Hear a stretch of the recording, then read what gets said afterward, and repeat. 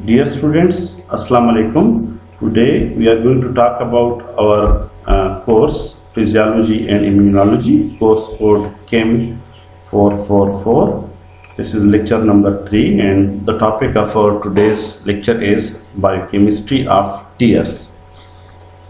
Now the course outline for today's lecture is we will talk about what are tears.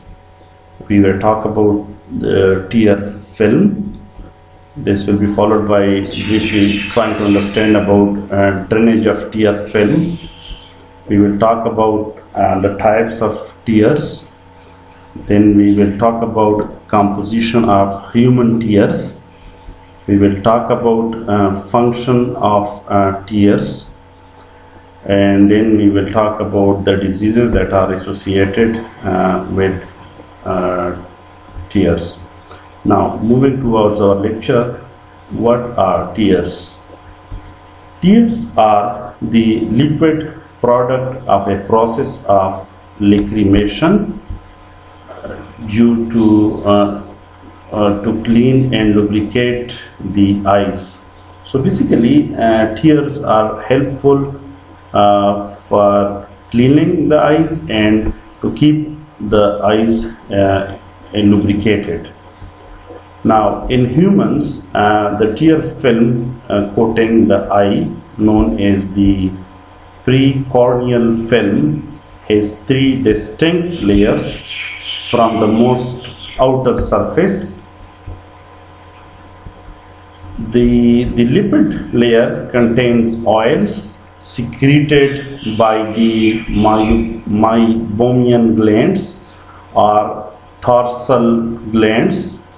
The outermost layer of the tear film coats the aqueous layer to provide a hydrophobic barrier that retards evaporation and prevents tears spilling onto the cheek. As you know that lipids they don't allow the watery part not to evaporate, so this layer is very important and it helps on the preventing evaporation and prevents the tears from spilling onto the cheek. So this is how the 3 layers of the tear film are arranged. If you look at this is the cornea, the eyeball.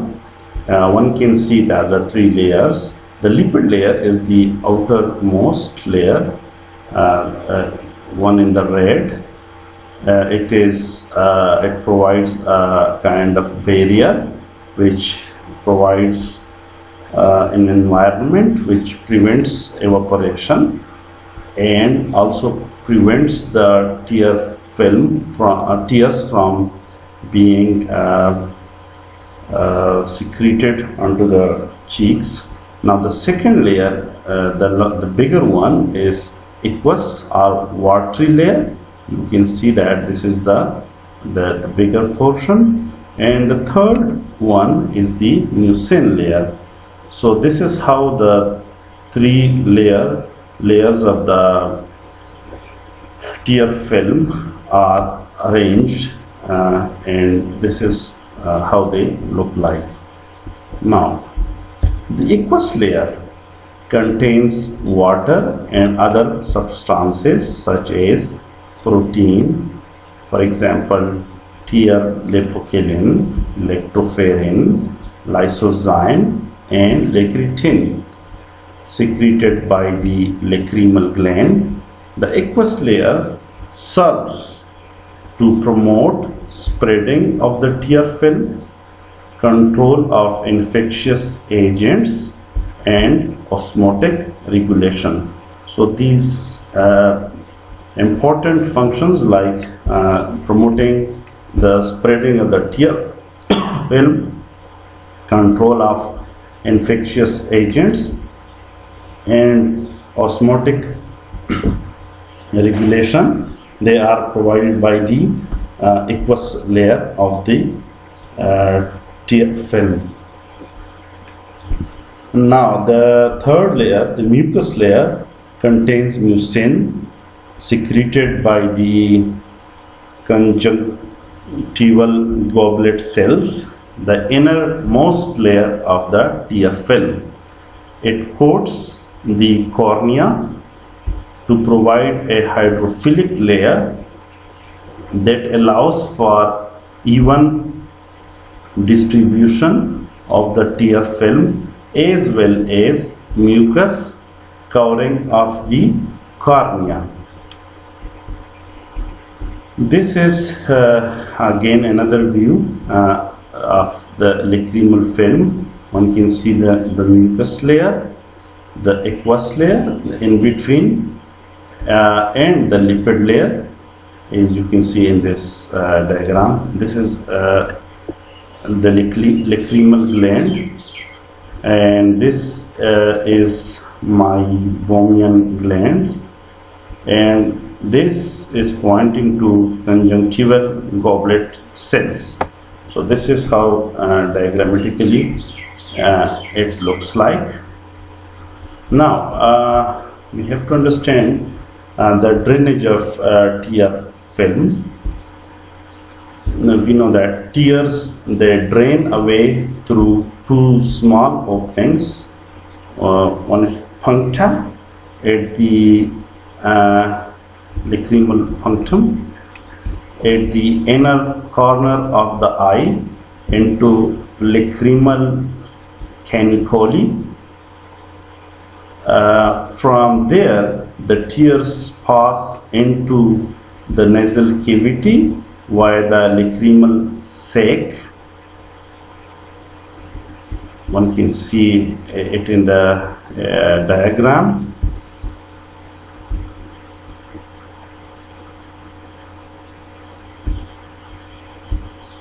From there, the tears pass into the nasal cavity via the lacrimal sac and nasolacrimal duct or tear duct.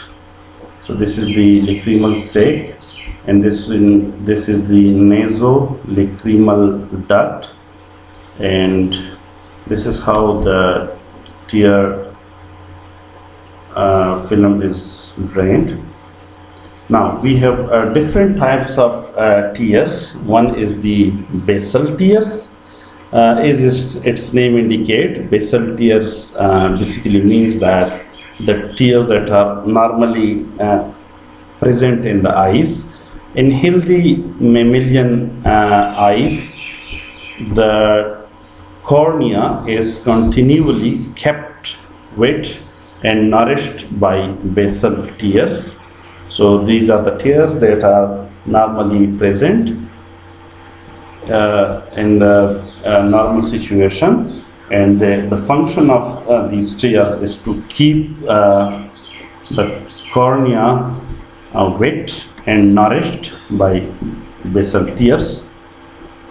They lubricate the eye and help to keep it clear of dust, because eyes are one of those organs which are exposed to the outside environment. So it's a good, beautiful mechanism that helps to keep it clear of dust.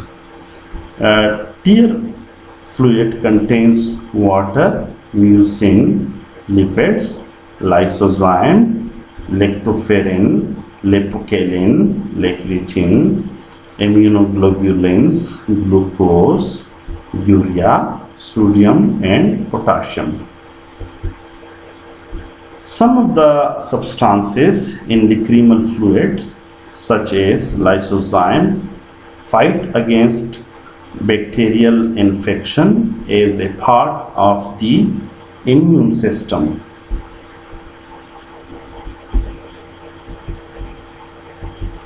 There are other types of tears which are called reflex tears. The second type of tears results from irritation of the eye by foreign particles or from the presence of irritant substances such as onion, vapors, tear gas, or pepper spray. You might have observed it in your daily life that while cutting onions, we receive onion vapors, and they can result in formation of reflex tears. So basically, this is a response that comes in the form of reflex tears to various types of irritant substances. It can also occur with bright light and hot or peppery stimuli to the tongue and mouth. It is also linked with vomiting. These reflex tears attempt to wash out irritants that may have come into contact with the eye. Now there is a third type of tears, which are crying or weeping, also called as psychic tears. The third category, generally referred to as crying or weeping, is increased lacrimation due to strong emotional stress, suffering, or physical pain. Now we move towards composition of human tears. One of the main constituents of human tears is water. Along with this, there are electrolytes. The electrolytes are principally sodium ion, potassium ion, chloride ion, and HCO minus, with lower levels of magnesium ion and calcium ion. There are also proteins secreted from the lacrimal glands. They include lysozyme, lactoferrin, lipocalin, and immunoglobulin A. Lipids from the meibomian glands are also part of the tears. Along with this, in the tears we have mucins. Now, lysozyme, an enzyme capable of destroying the cell walls of certain bacteria and thereby acting as a mild antiseptic. Lactoferrin, an iron-binding protein, by combining with iron, lactoferrin prevents microorganisms from combining with and using iron for their growth.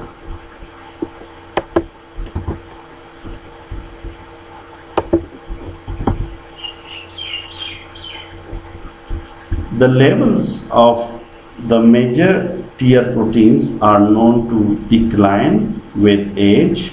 At the same time, the volume of tears also tends to decline, leading to a drier eye parallel to aging. So aging can be a factor that in which the volume of tears can decrease. Now the tears performs various functions. Some of these functions include tears act as both a delivery and an excretory route for nutrients and metabolic products of the corneal epithelium. The presence of the tear film improves the quality of the retinal image by smoothing out irregularities of the cellular surfaces. It acts as a lubricant, preventing eye dryness, which is provided by the tear film coating the cornea.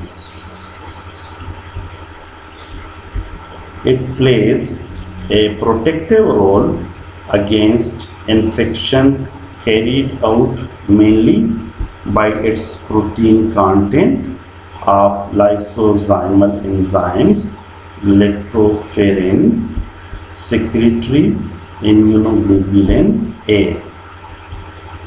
Now, there are various types of diseases and disorders that are associated with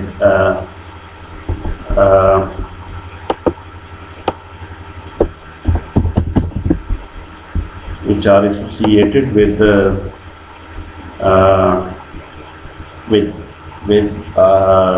tears. One of the most important common one is called keratoconjunctivitis, or more commonly known as dry eye, is a very common disorder of the tear film. During keratoconjunctivitis or dry eye, one can see from this image that this kind of situation can emerge in eye, and this disease is characterized by some certain symptoms. Some of these symptoms include pain in the eye.